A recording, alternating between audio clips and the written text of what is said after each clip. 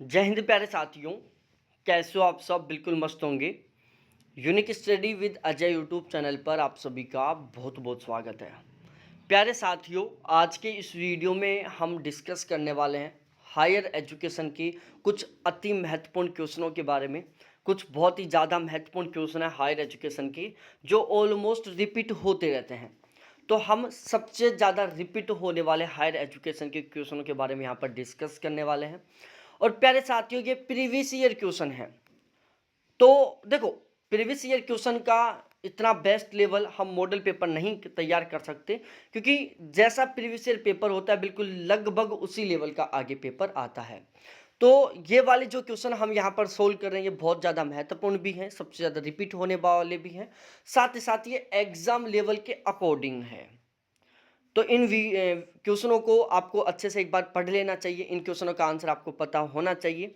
और इस वीडियो को आप देखने से पहले प्यारे साथियों, एक बार अपने जो YouTube की स्पीड है उसको थोड़ा सा ज़्यादा कर लो। नॉर्मल स्पीड में इसको सुनोगे तो टाइम लगेगा, तो अब आप फिलहाल में इसकी स्पीड कर लो लगभग 1.50 के आसपास। और आज हम बहुत ज़्यादा डिटेल से डिस्क्रिप्शन नहीं पढ़ने वाले। जैसे मैंने आईसीटी और लॉजिकल रीजनिंग में बहुत डिटेल वाला डिस्क्रिप्शन दिया था आपको, बिल्कुल उतना हम डिस्क्रिप्शन के साथ बात नहीं करेंगे यहाँ पर। लेकिन जो बहुत महत्वपूर्ण क्वेश्चन है उनको हम यहाँ पर अच्छे से क्लियर करने वाले हैं। आपने अभी तक इस चैनल को सब्सक्राइब नहीं किया तो प्लीज़ एक बार चैनल को भी जरूर सब्सक्राइब कर लीजिए, क्योंकि सबसे ज़्यादा रिपीट होने वाले बहुत महत्वपूर्ण क्वेश्चन मैं अब आपको रेगुलर एग्जाम होने तक प्रोवाइड करवाता रहूँगा। और मैंने अपना जो पेड बैच था उसमें हायर एजुकेशन की पीडीएफ दे दी है, और वहाँ से आप पढ़ो। देखो, आईसीटी, ईवीएस और हायर एजुकेशन, इनको कोशिश करो अब वीडियोस ना देखने की, क्योंकि यदि आप हायर एजुकेशन, ईवीएस और आईसीटी, इनके यदि आप फुल डिटेल वाले वीडियो देख रहे हो तो समझो आप सबसे बड़ी गलती कर रहे हो, क्योंकि ये याद करने वाली यूनिट है। ठीक है, इनको आप जितना ज़्यादा रटोगे, जितना ज़्यादा याद करोगे, उतना ही ज़्यादा आपका क्वेश्चन ठीक होने का चांस होगा। क्योंकि यहाँ से अंडरस्टैंडिंग टाइप का तो क्वेश्चन बनता नहीं कि चलो समझना जरूरी है। हाँ, लॉजिकल रीजनिंग हुआ, रिसर्च एप्टीट्यूड हुआ, टीचिंग एप्टीट्यूड हुआ, कम्युनिकेशन हुआ, इनको आप वीडियोज से समझो, क्योंकि ये अंडरस्टैंडिंग वाला पोर्शन है। बाकी आईसीटी, ईवीएस और हायर एजुकेशन के यदि आप फुल डिटेल से फिलहाल में वीडियोस देख रहे हो तो ये समझो आप सबसे बड़ी गलती कर रहे हो आप। ठीक है, दूसरी बात, आप किसी भी क्लास को यदि लाइव देख रहे हो फिलहाल, तो ये आप दूसरी सबसे बड़ी गलती कर रहे हो, क्योंकि लाइव क्लास में टाइम बहुत ज़्यादा कंज्यूम होता है। यहाँ पर आप टाइम बहुत ज़्यादा बचा सकते हो। ठीक है, बहुत ज़्यादा टाइम आप बचा सकते हो। यहाँ पर स्पीड तेज करके देख लो, जो क्वेश्चन आपको आता है उसको स्किप कर दो। तो फिलहाल में आप रिकॉर्डेड क्लास देखो, आईसीटी, ईवीएस, हायर एजुकेशन की क्लास ना देखकर उनके वीडियो पीडीएफ को पढ़ो, क्योंकि उनको आपको रटना है। Logical reasoning, research aptitude, teaching aptitude के आप वीडियोस देखो, क्योंकि ये समझना है। ग्रामीण संस्था प्राधिकरण परिषद कहाँ पर स्थित है? रूरल इंस्टीट्यूट अथॉरिटी कहाँ पर है प्यारे साथियों? Council of rural institute authority कहाँ पर है? लुधियाना में, अहमदाबाद में, पुणे में या हैदराबाद में? तो प्यारे साथियों, जो ग्रामीण संस्था प्राधिकरण परिषद है वो प्यारे साथियों हैदराबाद में है। कहाँ पर है? हैदराबाद में है।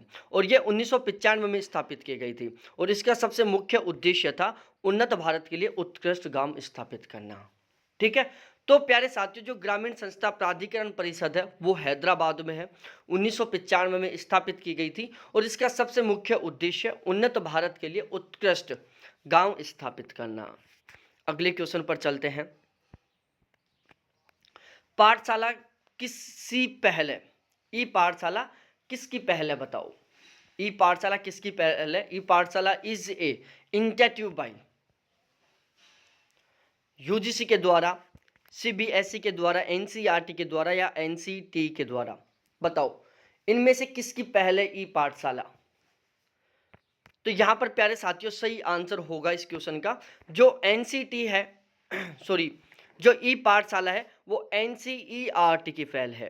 पाठशाला एनसीईआरटी की पहल है।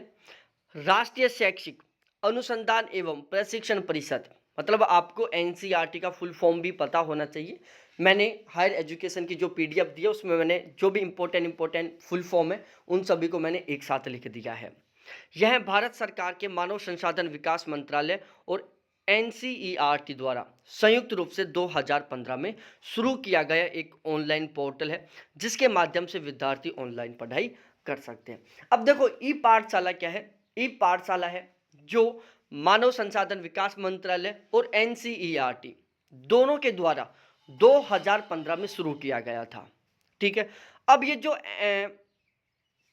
ई पाठशाला है, ये क्या है? एक ऑनलाइन पोर्टल है जिसके माध्यम से विद्यार्थी ऑनलाइन पढ़ाई कर सकते हैं। तो ई पाठशाला प्यारे साथियों कब आया? 2015 में। किस किस के द्वारा? मानव संसाधन विकास मंत्रालय और एनसीईआरटी के द्वारा। इसका मुख्य उद्देश्य क्या है? इसका मुख्य उद्देश्य क्या है? विद्यार्थियों को ऑनलाइन पढ़ाई करवाना। विद्यार्थियों को ऑनलाइन पढ़ाई करना। वो प्री प्राइमरी स्कूल के भी हो सकते हैं, वो सेकेंडरी स्कूल के भी हो सकते हैं, वो हायर स्कूल के भी हो सकते हैं। ठीक है, सीनियर स्कूल के भी हो सकते हैं। मतलब पहली क्लास से लेकर और 12th तक के बच्चों को ऑनलाइन पढ़ाई करवाना किसका उद्देश्य है? ई पाठशाला का उद्देश्य है।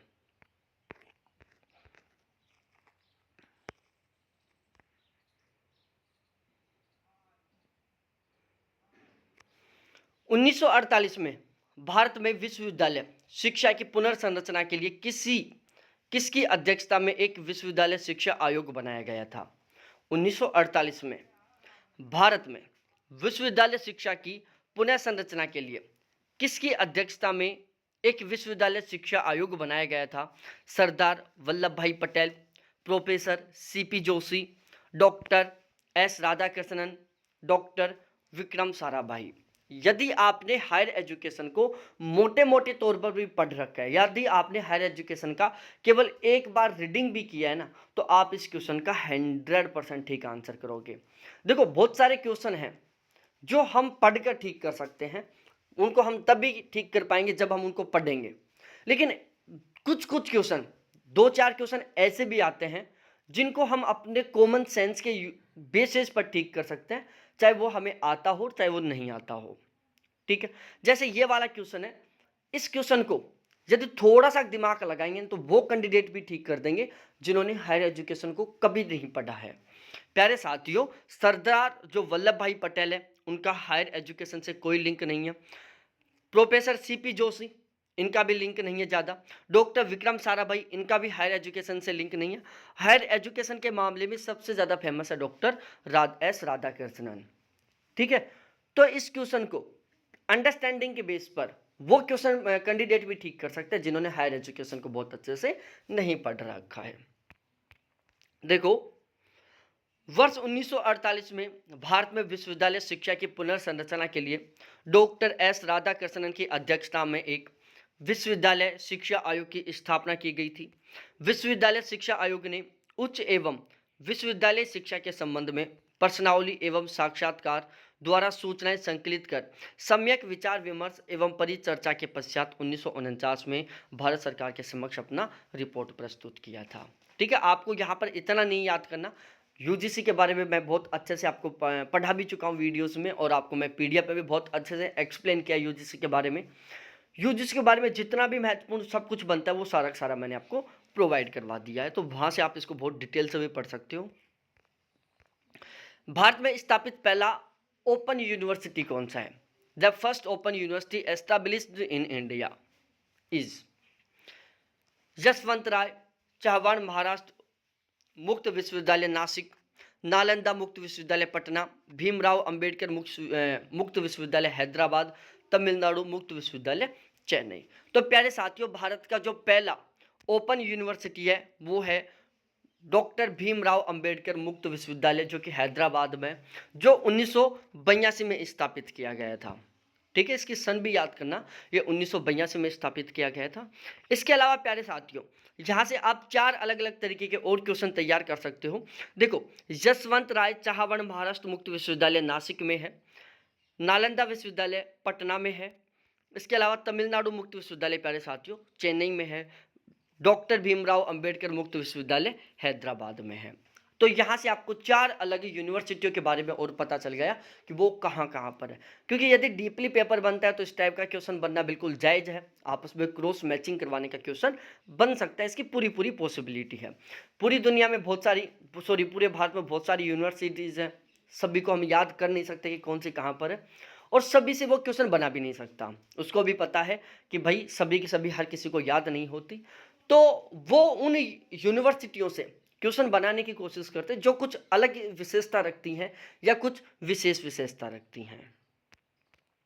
तो इन 4 से क्वेश्चन बन चुका है, इसलिए यहाँ पॉसिबिलिटी है कि यहाँ से क्वेश्चन बन सकता है। मैचिंग करवा लेगा कि यशवंतराव चव्हाण महाराष्ट्र विश्वविद्यालय कहाँ पर है, नासिक में है, नालंदा पटना में है, तमिलनाडु विश्वविद्यालय चेन्नई में है। निम्नलिखित में से किस तारीख को प्रतिवर्ष राष्ट्रीय शिक्षा दिवस मनाया जाता है? राष्ट्रीय शिक्षा दिवस कब मनाया जाता है? 5 नवंबर को, 11 नवंबर को, 14 नवंबर को या 25 नवंबर को? बताओ, बिल्कुल कॉमन सेंस का क्वेश्चन है, ऑलमोस्ट सभी को पता होना चाहिए ये चीज। तो प्यारे साथियों देखो, राष्ट्रीय शिक्षा दिवस प्रतिवर्ष 11 नवंबर को मनाया जाता है। यह दिवस प्रतिवर्ष भारत के पहले शिक्षा मंत्री एवं भारत रत्न से सम्मानित मौलाना अब्दुल कलाम आजाद की याद में मनाया जाता है। तो प्यारे साथियों, आपको पता होना चाहिए जो राष्ट्रीय शिक्षा दिवस है वो प्रत्येक साल 11 नवंबर को मौलाना अब्दुल कलाम आजाद की याद में मनाया जाता है। अब ये कौन है? एक तो है डॉक्टर एपीजे अब्दुल कलाम और एक है मौलाना अब्दुल कलाम आजाद। यदि आपने यूजीसी के बारे में थोड़ा बहुत भी पढ़ा है ना, यूजीसी के बारे में आपने यदि थोड़ा बहुत भी पढ़ा है तो आप इनके बारे में अच्छे से जानते होंगे। मौलाना अब्दुल कलाम आजाद के बारे में आप अच्छे से जानते होंगे यदि आपने यूजीसी के बारे में थोड़ा बहुत भी पढ़ा है तो मैं आपसे यहाँ पर एक क्रॉस क्वेश्चन पुटअप कर रहा हूँ कि मौलाना अब्दुल कलाम आजाद का यूजीसी में क्या सहयोग था?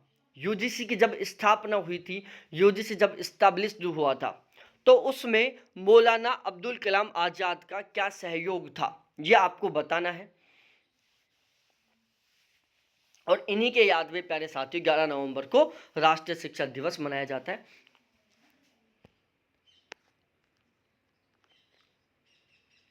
पब्लिक स्कूलों में माध्यमिक शिक्षा के विकास के लिए भारत सरकार द्वारा चलाई गई योजनाएं हैं।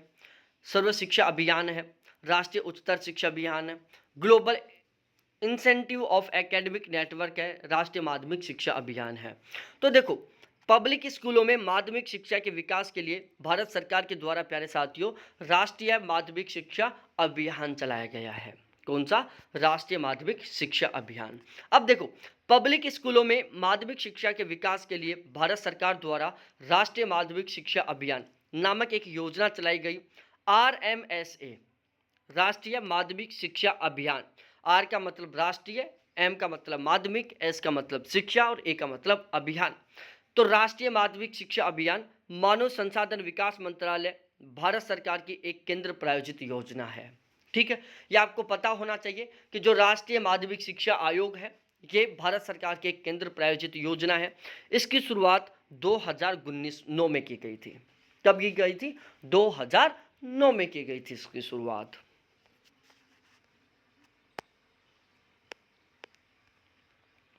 निम्नलिखित में से किसने पाठ्यचर्या कार्यक्रम में 10+2+3 शैक्षणिक संरचना को सामान्य कोर के रूप में परिकलित किया था? प्यारे साथियों, अभी न्यू एजुकेशन पॉलिसी आई थी, तो न्यू एजुकेशन पॉलिसी का सूत्र क्या है ये आपको कमेंट सेक्शन में कमेंट करके बताना है। और न्यू एजुकेशन पॉलिसी को प्यारे साथियों आप डिटेल से पढ़ना, क्योंकि आजकल ये टॉपिक बहुत ज़्यादा ट्रेंडिंग में चल रहा है, यहाँ से क्वेश्चन बनने का पूरा चांस है। मैंने अपने पेड बैच में बहुत अच्छे से पढ़ा दिया इसको, अच्छे से मैंने बहुत ही गजब तरीके से एक्सप्लेन करके इसका PDF प्रोवाइड करवाया है। और प्यारे साथियों, इसके अलावा यदि आप क्रैश कोर्स लेना चाहते हो तो जून 2023 में जो UGC नेट का एग्ज़ाम होने वाला है उसके लिए फर्स्ट पेपर का क्रैश कोर्स स्टार्ट हो चुका है। और क्रैश कोर्स में प्यारे साथियों में स्मार्ट कंटेंट प्रोवाइड करवाने वाला हूं आपको। स्मार्ट कंटेंट का मतलब है एक ऐसा कंटेंट जहां से क्वेश्चन बनने के पूरे चांसेस होते हैं। ऐसा कंटेंट जहां पर हर एक लाइन बहुत ज़्यादा इंपॉर्टेंट होती है। ऐसा कंटेंट जहां पर आपको एक भी लाइन ऐसी नहीं मिलती जिसको पढ़ने से कोई मतलब ना निकले। ठीक है, तो क्रैश कोर्स में प्यारे साथियों आपको बहुत महत्वपूर्ण कंटेंट मैं आपको प्रोवाइड करवाने वाला हूं। और उस कंटेंट को पढ़कर प्यारे साथियों आप फर्स्ट पेपर में 35 प्लस क्वेश्चन आप आसानी से ठीक कर सकते हो। दूसरी बात, यदि फिलहाल में आपका स्कोर 20 क्वेश्चन हो रहा है, 25 क्वेश्चन हो रहा है, तो आप उस क्रैश कोर्स के कंटेंट को पढ़कर अपने स्कोर को बिल्कुल आसानी से 35 प्लस क्वेश्चनों तक पहुंचा सकते हो। ठीक है, इसमें मैं प्यारे साथियों आपको logical reasoning, research aptitude, teaching aptitude, DI, reasoning और मैथ, इनके वीडियोस पीडीएफ प्रोवाइड करवाऊंगा। इसके अलावा प्यारे साथियों ICT, EVS, higher education, current affair, इनके मैं आपको पीडीएफ प्रोवाइड करवाऊंगा। ठीक है, सारा कंटेंट बहुत महत्वपूर्ण होगा और आप उसे 18-20 दिन में बहुत अच्छे से कवर कर सकते हो यदि आप रेगुलर 5-5.5 घंटे पढ़ते हो। यदि कम टाइम है, सब्जेक्ट आपका बहुत अच्छे से तैयार है, तो आप फर्स्ट पेपर को थोड़ा सा टाइम ज़्यादा देकर उसे बहुत ही अच्छे से कवर कर सकते हो। फर्स्ट पेपर में 35 प्लस क्वेश्चन ठीक करने का जो आपका टारगेट है उसको आप पूरा कर सकते हो। यदि आप क्रैश कोर्स लेना चाहते हो तो अब भी फिलहाल में उसका चार्ज प्यारे साथियों केवल 500 रुपये, इससे कम चार्ज कभी नहीं होगा। अब ये मिनिमम चार्ज आ गया। ये मेरे कॉन्टैक्ट नंबर है जिसके थ्रू आपको ये बैच मिलने वाला है। और यदि आप दिसंबर के लिए फुल कोर्स लेना चाहते हो तो वो भी यहाँ पर अवेलेबल है। उसका चार्ज फिलहाल में केवल 1400 रुपये, जिसके साथ आपको क्रैश कोर्स बिल्कुल फ्री मिलेगा। निम्नलिखित में से किसने पाठ्यचर्या कार्यक्रम में 10+2+3 शैक्षणिक संरचना को सामान्य कोर के रूप में परिकलित किया था? तो वो राष्ट्रीय शिक्षा नीति, नेशनल पॉलिसी ऑफ एजुकेशन 1986 थी। डॉक्टर एएल मुदालियर की अध्यक्षता में माध्यमिक शिक्षा आयोग की नियुक्ति किस वर्ष हुई थी? डॉक्टर एएल मुदालियर की अध्यक्षता में माध्यमिक शिक्षा आयोग की नियुक्ति किस वर्ष हुई थी? वो प्यारे साथियों 1952 में हुई थी। इंजीनियरिंग प्रत्यायन निकायों के लिए अंतर्राष्ट्रीय करार वॉन्सगटन समझौते में भारत का प्रतिनिधित्व निम्नलिखित में से किसके माध्यम से होता है? यूजीसी है, नेक है, higher education council of India है या फिर एनबीए है? अब प्यारे साथियों सबसे पहले तो आपको इनकी फुल फॉर्म पता होना चाहिए। यूजीसी का university grant commission full form होता है। नेक का national assistant and accreditation council of India होता है। Assessment, national assessment accreditation council of India होता है। देखो प्यारे साथियों यहाँ पर आपको फुल फॉर्म पता होना चाहिए। यूजीसी का फुल फॉर्म होता है यूनिवर्सिटी ग्रांट कमीशन, नेक का फुल फॉर्म होता है national assessment and accreditation council.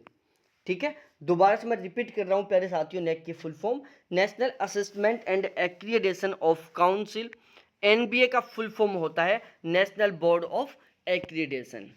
ठीक है, तो एक बार फिर से रिपीट कर लेते हैं। यूजीसी का फुल फॉर्म है यूनिवर्सिटी ग्रांट कमीशन, नेक का फुल फॉर्म है national assessment and accreditation council और एनबीए का फुल फॉर्म है प्यारे साथियों नेशनल बोर्ड ऑफ एक्रीडेशन। तो इंजीनियरिंग प्रत्यायन निकायों के लिए अंतर्राष्ट्रीय करार वॉन्सगटन समझौते में भारत का प्रतिनिधित्व प्यारे साथियों एनबीए के द्वारा किया गया था।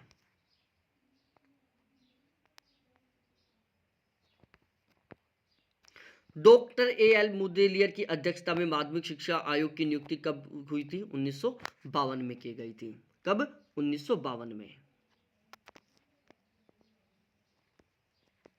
ये मैं आपको पढ़ा ही चुका अब भी। अच्छा, ये क्वेश्चन रिपीट हो गए क्या?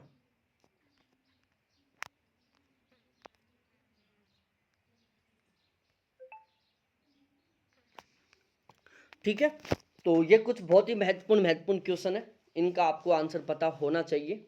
और फिर मिलते हैं हम कल वाली क्लास में, उसमें हम लगभग 40 से 50 क्वेश्चन कवर करेंगे, बहुत ही महत्वपूर्ण क्वेश्चन, और वो रहेंगे प्यारे साथियों टीचिंग एप्टीट्यूड के। तो कल वाली क्लास में हम टीचिंग एप्टीट्यूड के अति महत्वपूर्ण 50 क्वेश्चनों को बहुत अच्छे से डिटेल से कवर करने वाले हैं। बहुत बहुत धन्यवाद आपको देखने के लिए। थैंक्स बाय मेरे प्यारे साथियों, फिर मिलते हैं हम कल वाली क्लास में।